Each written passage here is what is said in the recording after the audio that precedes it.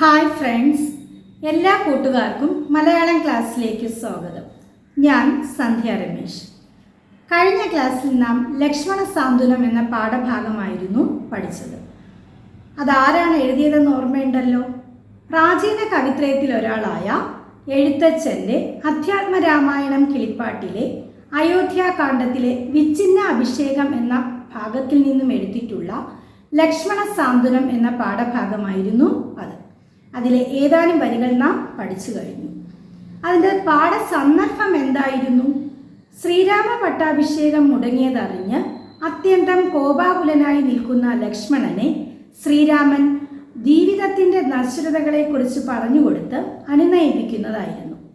ഇനി നമുക്ക് പാഠത്തിൻ്റെ കഴിഞ്ഞ ക്ലാസ്സിൽ പഠിച്ച ആശയം എന്താണെന്ന് നോക്കിയതിന് ശേഷം ബാക്കി ഭാഗം പഠിക്കാം.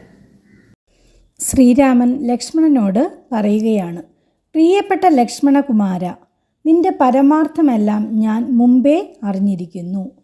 എന്നെക്കുറിച്ചുള്ള നിന്റെ മനസ്സിലെ സ്നേഹവും നിന്നോളം മറ്റാർക്കും ഇല്ല.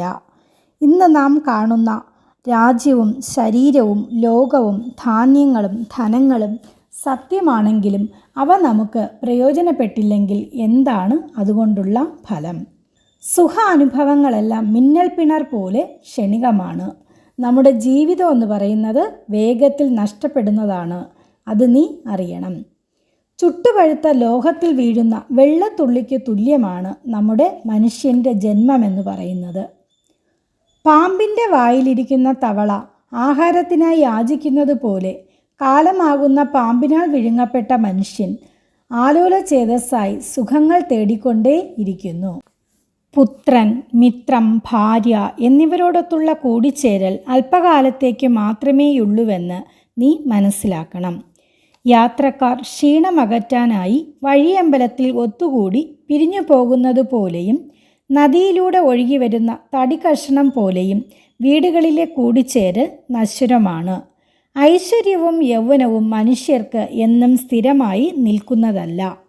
ഭാര്യയോടൊപ്പമുള്ള ജീവിതം സ്വപ്നത്തിന് തുല്യമാണെന്നും മനുഷ്യർ അല്പായുസ്സുകളാണെന്നും അല്ലയോ ലക്ഷ്മണകുമാര നീ ചിന്തിക്കുക. രാഗം, ദ്വേഷം, മതം, മാത്സര്യം, ലോഭം എന്നിവ കൂടിച്ചേർന്നുള്ള മനുഷ്യജീവിതം ചിന്തിച്ചാൽ തന്നെ സ്വപ്നതുല്യമാണെന്ന് അല്ലയോ കൂട്ടുകാര നീ മനസ്സിലാക്കണം. ഇത്രയുമായിരുന്നു കഴിഞ്ഞ ക്ലാസ്സിൽ നാം പഠിച്ചത്. ഇനി നമുക്ക് ഇതിൻ്റെ ബാക്കി ഭാഗം എന്താണെന്ന് നോക്കാം. ദേഹം നിമിത്തം അഹംബുദ്ധി കൈക്കൊണ്ടു മോഹം കലർന്നു ജന്തുക്കൾ നിരൂപിക്കും. ബ്രാഹ്മണോഹം നരേന്ദ്രോഹമാഠ്യോഹമെന്നാമ്രേഡിതം കലർന്നീടും ദശാന്തരെ. ജന്തുക്കൾ ഭക്ഷിച്ചു കാഷ്ടിച്ചു പോകിലാം, വെന്തു വെണ്ണീറായി ചമഞ്ഞു പോയിടിലാം. മണ്ണിനു കീഴായി കൃമികളായി പോകിലാം, നന്നല്ല ദേഹം നിമിത്തം മഹാമോഹം. ഈ വരികളുടെ അർത്ഥമൊന്ന് നോക്കാം. ദേഹം എന്താണ് അർത്ഥം? ശരീരം. നിമിത്തം കാരണം.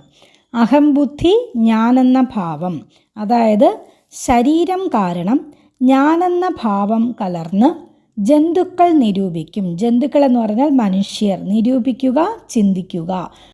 ബ്രാഹ്മണോഹം നരേന്ദ്രോഹം ആഠ്യോഹം എന്നാമ്രേഡിതം കലർന്നീടും ദശാന്തരെ. അതായത് ഞാൻ ബ്രാഹ്മണനാണ്. നരേന്ദ്രൻ എന്ന് പറഞ്ഞാൽ രാജാവ്, ആഠ്യൻ ശ്രേഷ്ഠൻ, ആമ്രേഡിതം ആവർത്തിച്ചു പറയൽ, ദശാന്തരെ അവസരത്തിൽ. ഈ 4 വരികളുടെ മീനിങ് ഒന്ന് നോക്കൂ. ശരീരം കാരണം ഞാനെന്ന ഭാവത്തോടെ മനുഷ്യർ ഞാൻ ബ്രാഹ്മണനാണ്, രാജാവാണ്, ശ്രേഷ്ഠനാണ് എന്നൊക്കെ ആവർത്തിച്ച് വിചാരിക്കുന്നു. ജന്തുക്കൾ ഭക്ഷിച്ചു കാഷ്ടിച്ചു പോകിലാം, വെന്തു വെണ്ണീറായി ചമഞ്ഞു പോയിടിലാം. മണ്ണിനു കീഴായി കൃമികളായി പോകിലാം, നന്നല്ല ദേഹം നിമിത്തം മഹാമോഹം. കാഷ്ടിക്കുക എന്ന് പറഞ്ഞാൽ വിസർജിക്കുക. വെണ്ണീർ, ചാമ്പൽ. ജന്തുക്കൾ എന്ത് ചെയ്യുന്നു? നമ്മുടെ ശരീരത്തെ ഭക്ഷിച്ച് വിസർജ്യമായി പോകുന്നു. പിന്നെയോ വെന്ത് ചാമ്പലായിട്ട് പോകാം.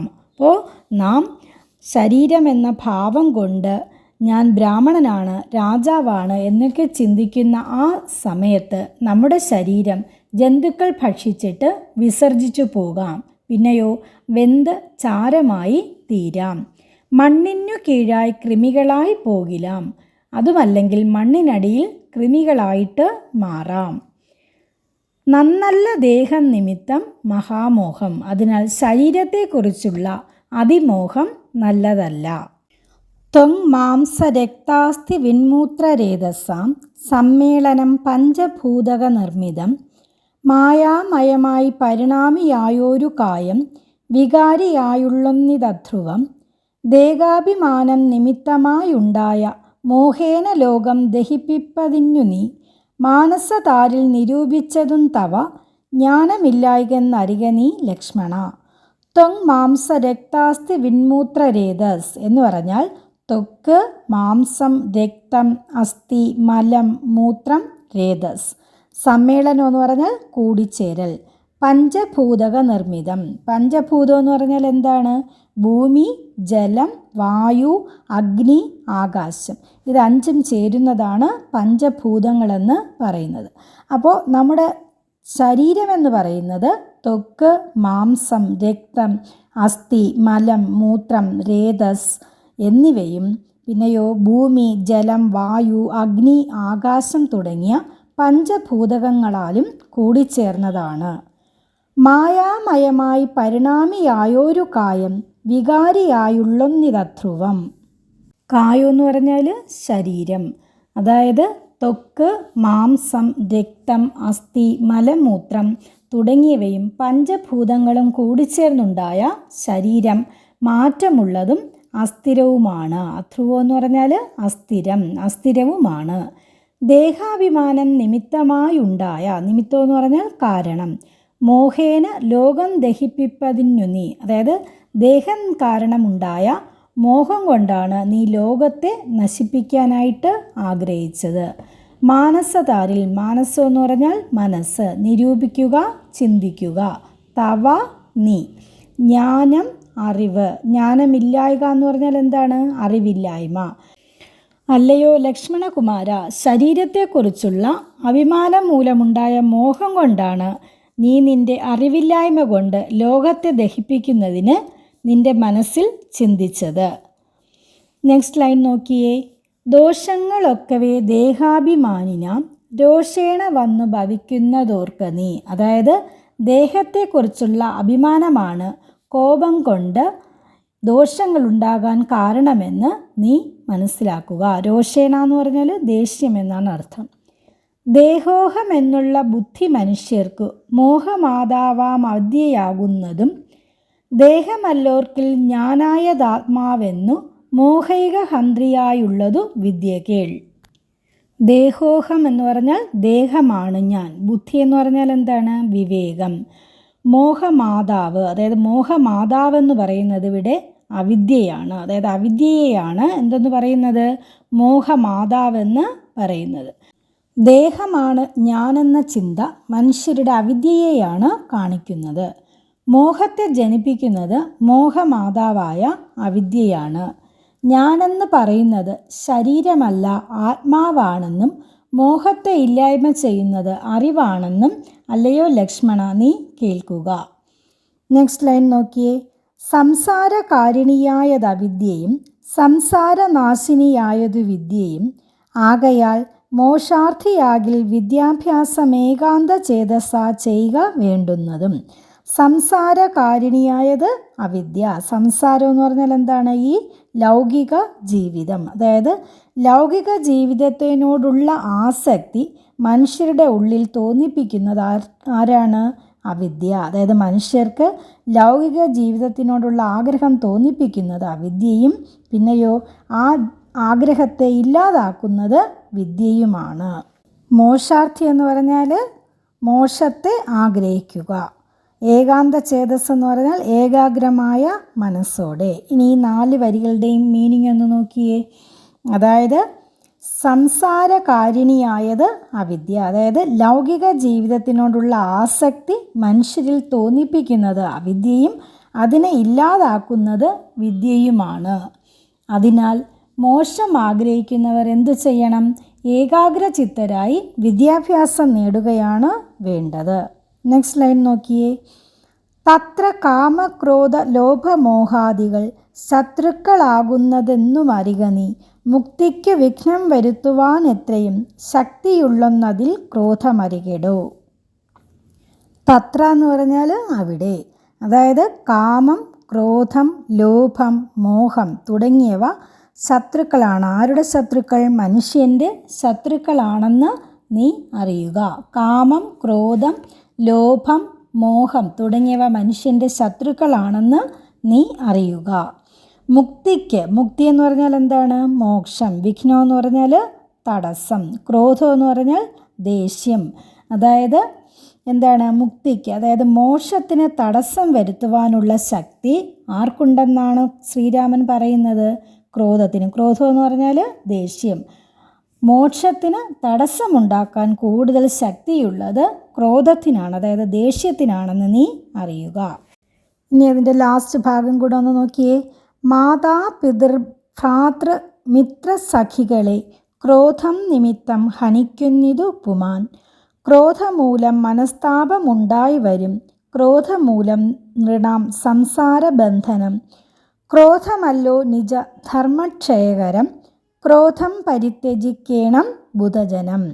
മാതാ പിതൃ ഭ്രാതൃ മിത്ര സഖികളെ, അതായത് അമ്മ, അച്ഛൻ, സഹോദരൻ, സ്നേഹിതൻ, സഖി. സഖി എന്ന് പറഞ്ഞാൽ ഭാര്യ എന്നും പറയാം, കൂട്ടുകാരി എന്നും പറയാം. ഇവരെയൊക്കെ മനുഷ്യൻ എന്ത് ചെയ്യുന്നു? കൊല്ലാൻ പോലും മടിക്കുന്നില്ല. പുമാൻ എന്ന് പറഞ്ഞാൽ മനുഷ്യൻ അല്ലെങ്കിൽ പുരുഷൻ. ഹനിക്കുക, കൊല്ലുക. അതായത് അമ്മ, അച്ഛൻ, സഹോദരൻ, സ്നേഹിതൻ, ഭാര്യ അഥവാ സഖി എന്നിവരെയെല്ലാം ക്രോധനിമിത്തം മനുഷ്യൻ ഇല്ലായ്മ ചെയ്യുന്നു. ക്രോധമൂലം മനസ്താപമുണ്ടായി വരും. മനസ്താപം എന്ന് പറഞ്ഞാൽ മനോദുഃഖം. ദേഷ്യം കാരണം മനസ്സിന് ദുഃഖമുണ്ടാകുന്നു. ക്രോധമൂലം നൃണാം സംസാരബന്ധനം. നൃണാം എന്ന് പറഞ്ഞാൽ മനുഷ്യർ. സംസാരബന്ധനം എന്ന് പറഞ്ഞാൽ ലോകവുമായുള്ള കെട്ടുപാടുകൾ. അതായത് ക്രോധം കൊണ്ട് മനുഷ്യർക്ക് പലതരത്തിലുള്ള ജീവിത തടസ്സങ്ങളും ഉണ്ടാകുന്നു. ക്രോധമല്ലോ നിജ ധർമ്മക്ഷയകരം. ധർമ്മക്ഷയകരം ധർമ്മത്തെ ക്ഷയിപ്പിക്കുന്നത്. അപ്പോൾ ധർമ്മനാശത്തിന് കാരണം എന്താണ്? ക്രോധമാണ്. നിൻ്റെ ദേഷ്യമാണ് ധർമ്മത്തെ ക്ഷയിപ്പിക്കുന്നത്. ക്രോധം പരിത്യജിക്കണം ബുധജനം. ബുധജനം എന്ന് പറഞ്ഞാൽ അറിവുള്ളവർ അല്ലെങ്കിൽ നല്ലയാളുകൾ. പരിത്യജിക്കുക, ഉപേക്ഷിക്കുക. നല്ല മനുഷ്യർ എന്ത് ചെയ്യണമെന്നാണ് ശ്രീരാമൻ പറയുന്നത്? നല്ല അറിവുള്ളവർ ക്രോധത്തെ, ദേഷ്യത്തെ ഉപേക്ഷിക്കണം. ലാസ്റ്റ് ലൈൻസിൻ്റെ മീനിങ് ഒന്നുകൂടെ ഒന്ന് നോക്കിയേ. അമ്മ, അച്ഛൻ, സഹോദരൻ, സ്നേഹിതൻ, ഭാര്യ തുടങ്ങിയവരെയെല്ലാം മനുഷ്യൻ എന്തു ചെയ്യുന്നു? ദേഷ്യനിമിത്തം ഇല്ലായ്മ ചെയ്യുന്നു. ക്രോധം മൂലം മനസ്സിന് ദുഃഖവും ഉണ്ടാകുന്നു. ദേഷ്യം മനുഷ്യർക്ക് ജീവിതത്തിൽ പലതരത്തിലുള്ള തടസ്സങ്ങളും ഉണ്ടാക്കുന്നു. ധർമ്മക്ഷയകരമാണ് ക്രോധം. അതായത് ധർമ്മത്തെ നശിപ്പിക്കുന്നത് ദേഷ്യമാണ്. ആയതിനാൽ എന്തു ചെയ്യണം? ബുധജനം. ബുധജനം എന്ന് പറഞ്ഞാൽ അറിവുള്ളവർ. അറിവുള്ളവർ ക്രോധത്തെ ഉപേക്ഷിക്കണമെന്നാണ് ശ്രീരാമദേവൻ ലക്ഷ്മണനെ ഉപദേശിക്കുന്നത്. എഴുത്തച്ഛൻ ശ്രീരാമനിലൂടെ ജനങ്ങളെ ഉദ്ബോധിപ്പിക്കുകയാണ് ചെയ്യുന്നത്. ഈ പാഠഭാഗം മനസ്സിലായെന്ന് വിചാരിക്കുന്നു. ഇനി അടുത്തൊരു വീഡിയോയുമായി കാണാം.